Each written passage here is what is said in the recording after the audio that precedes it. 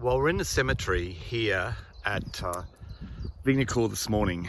It's a crisp morning, but we're here at the cemetery where over 500 foreign soldiers are buried, of which over 400 are Australian. And we've spoken about this cemetery in Vignacourt because it's a special place. It's a place that we want to remember today on ANZAC Day, and we want to remember the people that are buried here.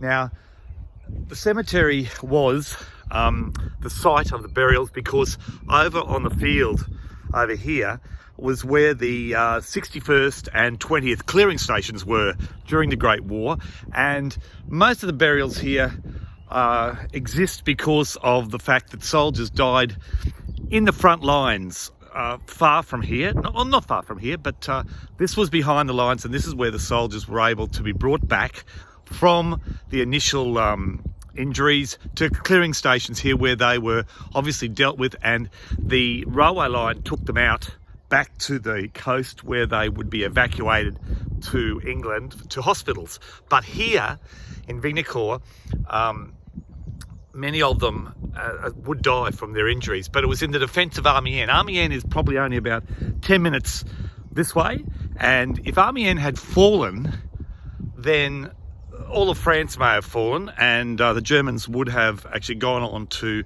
complete a victory in the Great War. But it was due to the soldiers in the battles around here in the campaign of August to November 1918 that many of the soldiers actually perished, and lest we forget for that.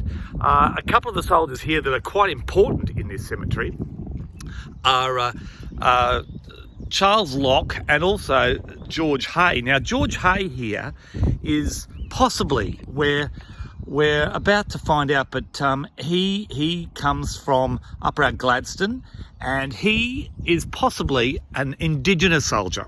Only one of two that may lie in this cemetery of over 1,000 Indigenous soldiers that actually fought in the Great War.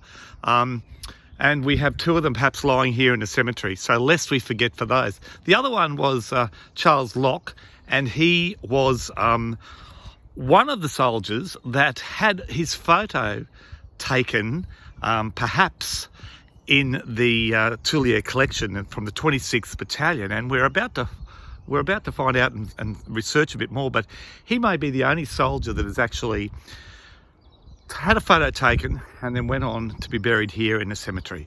Vignacourt Cemetery, an amazing peaceful cemetery with a memorial that is only one of its kind in France, but lest we forget.